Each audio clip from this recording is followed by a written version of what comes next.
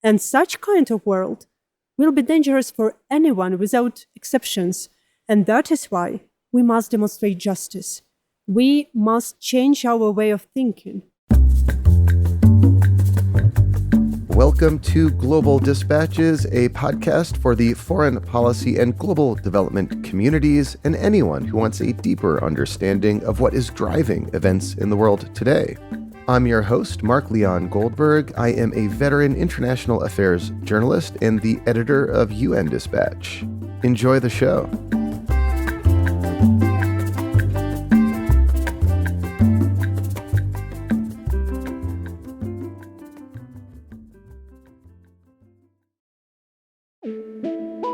My guest today, Oleksandra Matviichuk, is a Nobel Peace Laureate. She co-won the Nobel Peace Prize last year as head of the Center for Civil Liberties, a Ukrainian human rights organization.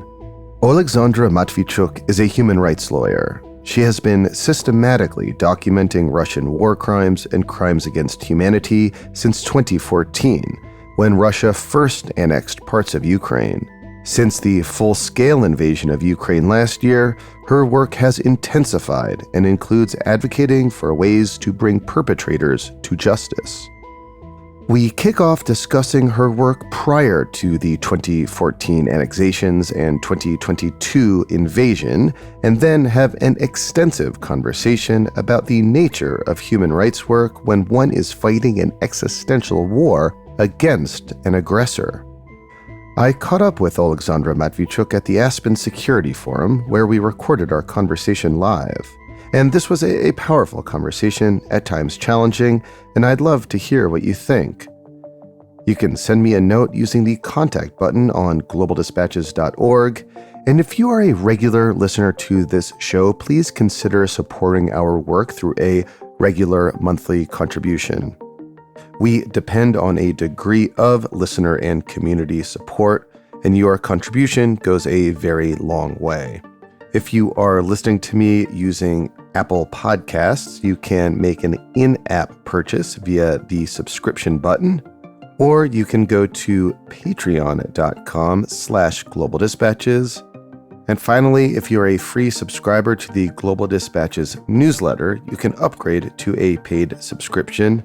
Whatever option is most convenient for you is what you should do. Thank you. Now here is my conversation with Oleksandra Matviichuk, the 2022 co-recipient of the Nobel Peace Prize.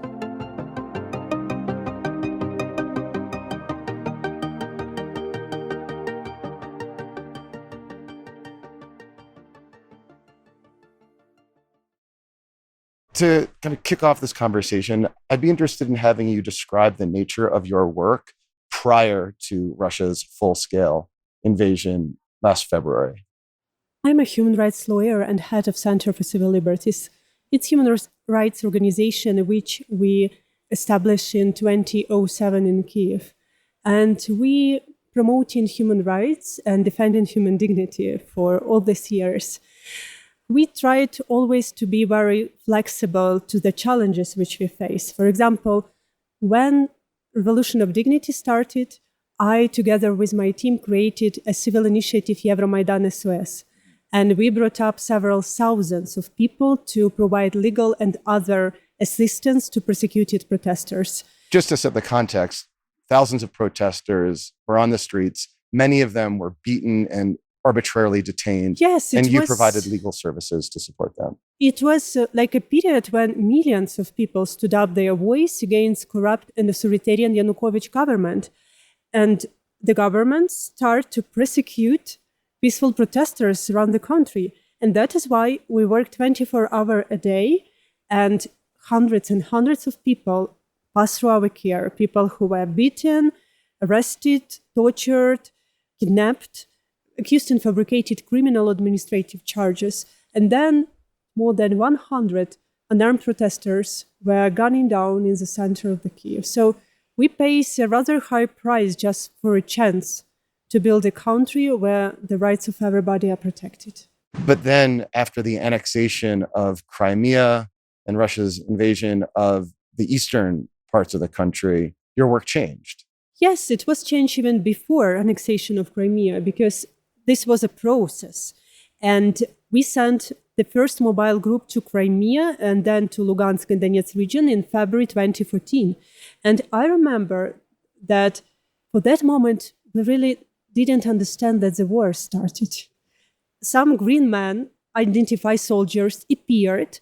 Russia told it's not our soldiers, and it was a total mess. Now it's very predictable that when Ukraine obtained a chance for democratic transition, in order to stop us on this way, Russia invaded Ukraine. But I remember our feeling like a humans. It was so shocking that we can't believe. And what sort of criminal evidence did you seek to collect while you were trying to investigate whatever was happening in terms of violations of human rights law in Russian-occupied parts of Ukraine back then? For the first several years of the war, we concentrated on a legal practice of abduction, torture, sexual violence, and killing civilians on the occupied territories, as well as political motivated criminal prosecutions. And I personally interviewed hundreds of people who survived Russian captivity, and they told me how they were beaten, how they were raped, how they were smashed into wooden boxes, how their fingers were cut, how they were tortured with electricity, and all other horrible details of torture. And we sent numerous reports to UN, to Council of Europe, to OSCE, to European Union, but nothing changed. Nobody was interested, really. And I became frustrated because I know that in that moment, when I interviewed the next survivors, the same horror is going on in different illegal places of detention which Russia created in the occupied territories. Why Russians did it? Because when you occupy the territory, you have to save control over these territories. And that is why Russians imposed terror against civilians. They deliberately persecute and exterminate active local people, mayors, journalists, priests, human rights defenders, any people who have some reputation among local community. So you're documenting these numerous violations of international humanitarian law, of human rights law. No one is doing anything about it. And then, of course, last February was the full-scale invasion of Ukraine. How did your work change after February 2021? Everything which we called normal life was ruined in one moment. Like the possibility to go to work, to hug your friends, to have family dinner disappeared in one moment. And on professional point of view, we faced with enormous amount of war crimes because Russia uses war crimes as a method of warfare. Russia instrumentalized the pain. Russian troops deliberately cause enormous suffering to Ukrainian civilians in order to break our resistance and occupy the country. And I always emphasize that we document not just violations of Geneva and Hague Conventions, we document human pain. What's an example that would be concrete and understandable for people to really learn the nature of the method of war that Russia is using?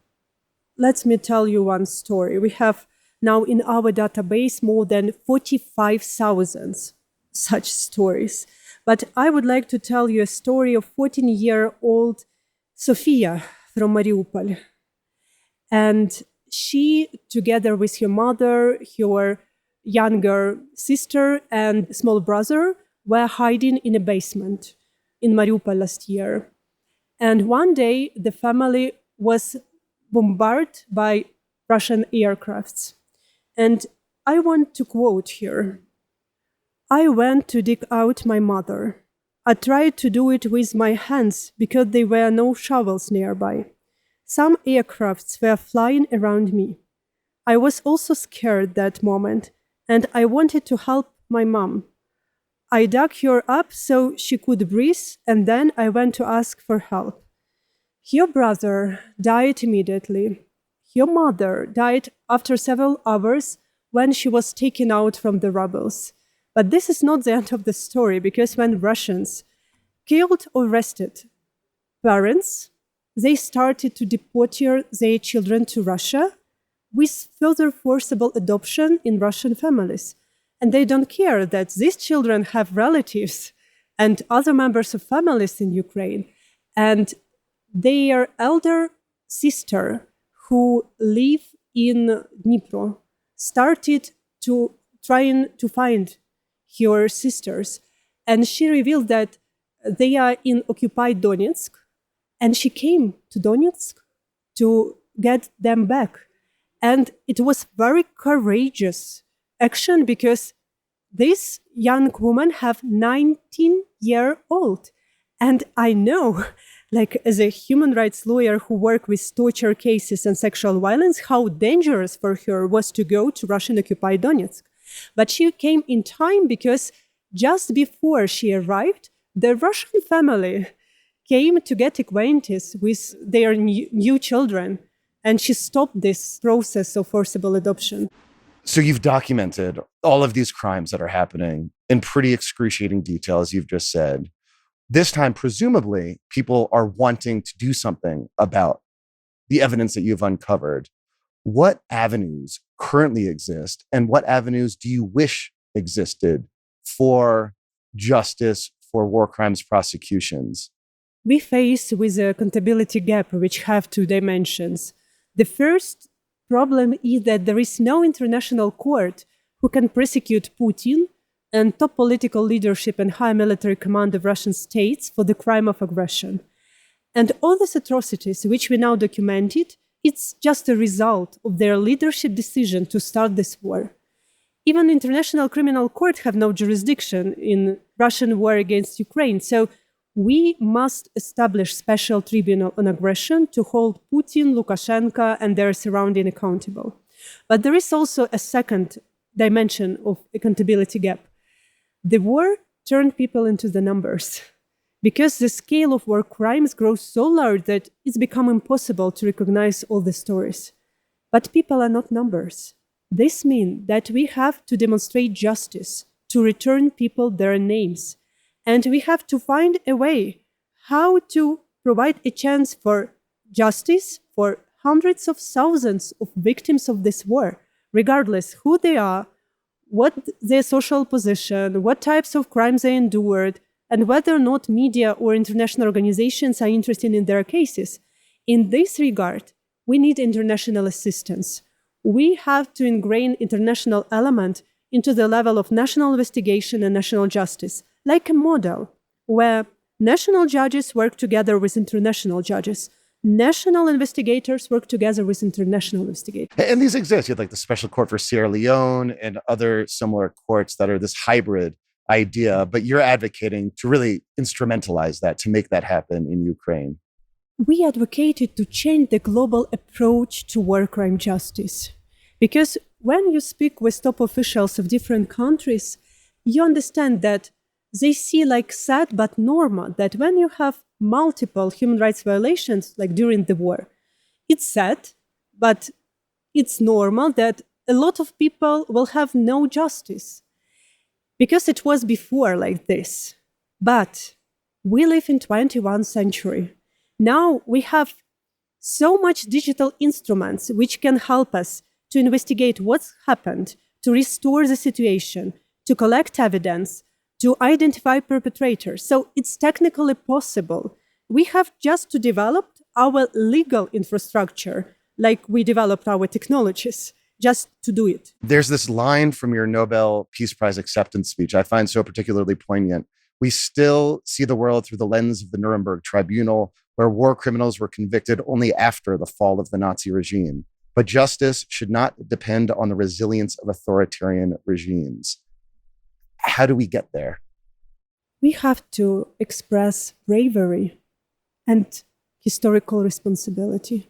Because it's not just Ukrainian problem that nothing worked.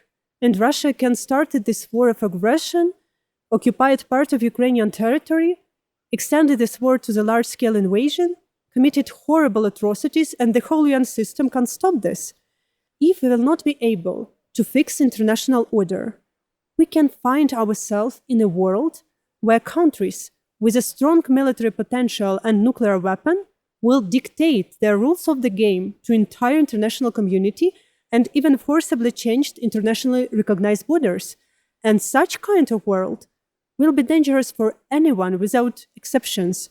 And that is why we must demonstrate justice. We must change our way of thinking. Can I ask, you're a human rights lawyer. Your weapon is the law. Russia's invasion of Ukraine itself is an illegal act of aggression.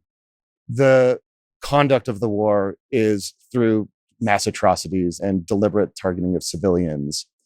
As a human rights lawyer, has this revealed to you like the limits of the law? And how do you sort of reconcile what I presume to be a faith in international law with the reality of what's happening right now? As a human rights lawyer, I have obligation to document each human rights violation regardless of the sites, and we do it. And that is why I can clearly assume you that the vast majority of war crimes in our database were committed by Russian forces. And when the large-scale invasion started, I found ourselves in very weird position when people ask me how we can help and if these people represent some political forces of other countries or were members of parliaments or members of governments or other officials, I had to answer, if you want to help us, please provide Ukraine with weapons. And this is something which I can't even imagine. I understood that when the law doesn't work, and I still do believe that it's temporary, that we will manage to fix it, you have to defend the law with weapons also.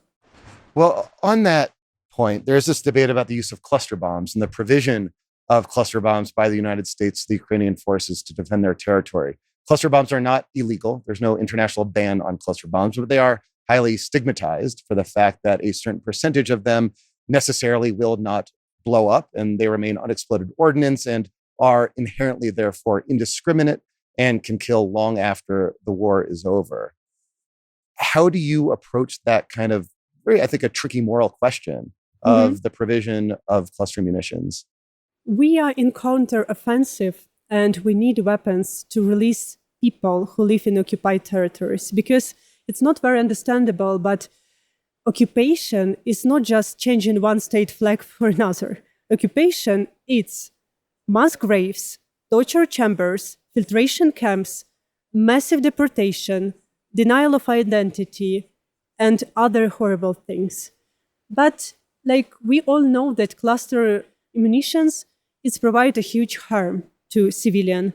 And Ukraine has already one of the most mining countries in the world. So for sure, I'm a little bit worried.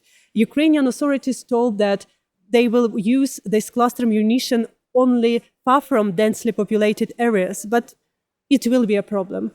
What I want from our partners, I want from them to provide us weapons which we ask them to provide, like ATACMS, like fighter jets F-16s, like weapons which is very modernized, which can reach the long-distance target and without harm to civilians, because it's modern weapon. So we, for a year, asked for a first modern tank, and we received it only in February this year. Now we're in this conversation about F-16, and still it's not understandable when the process of teaching of our pilots will start this year, next year, the year after next year. We are very grateful for all support which we received, but the truth is when you received a modern weaponry, you will provide less harm to civilians. So on the panel just now, you said something, I think, provocative. It's something I hadn't thought of, that we should not just envision a Ukrainian victory, but what would a Russian defeat look like? What does that look like to you? Maybe I will start with a story that we very interconnected with our Russian human rights colleagues. And they helped us a lot during this war. They have never didn't respond to my request for help when we speak about hostages which are in Russian prisons or some other things. And when I ask them how I can be useful for them, especially now when they're faced with enormous repressions from the Russian states, they always answer, if you want to help us, please be successful. Because success of Ukraine will provide a chance for democratic future of Russia itself. And I wish Russia to be democratic and prosperous country. It will be much more safe for Ukraine and for the world itself. But in order to reach this point, we have to win and Russia has to lose. Russia needs military defeat because it's not just Putin's war, it's a war of Russian nation. Putin governed the country not just with repressions and censorship, but with a special social contract, which is based on Russian glory. And the majority of Russians, unfortunately, still see their glory in a forcible restoration of Russian empire. Lastly, is there anything else you wanted to add or point you wanted to emphasize for the kind of foreign policy community that listens to this? I always tell that when large-scale invasion started, the democratic countries told, let's help Ukraine not to fail. But it's time to change this narrative to another one. Let's help Ukraine to win fast. Because it's a huge difference between these two narratives. Let's help Ukraine not to fail and let's help Ukraine to win fast. We are bleeding. We have no time. Time for us converted in numerous deaths in battlefield, in occupied territories, and deep rear. Thank you so much for your time and for your work. Thanks.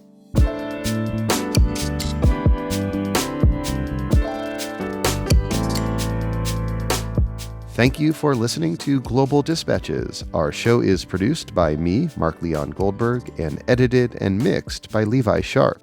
If you have questions or comments, please email us using the contact button on globaldispatchespodcast.com. Before you go, do take a moment to show your support for the show by becoming a premium subscriber. If you're listening on Apple Podcasts, you can do so with a couple taps of your thumb. If you're listening elsewhere, you can go to patreon.com/globaldispatches. We rely on support from listeners to continue to do what we do far into the future. And by becoming a premium subscriber, you will unlock access to our entire archive of hundreds and hundreds of episodes. Please rate or review the show on Apple Podcasts.